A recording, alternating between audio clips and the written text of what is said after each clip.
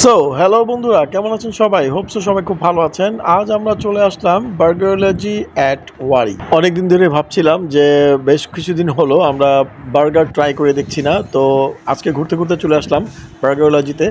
এবং এখানে আমাদের সাথে আছে সিয়াম, খান ব্লগস, আমার ওয়াইফ আছে আমার সাথে, এবং আরেকজন আছে পিচ্চি মানুষ, ওর নাম হচ্ছে রাইয়ান।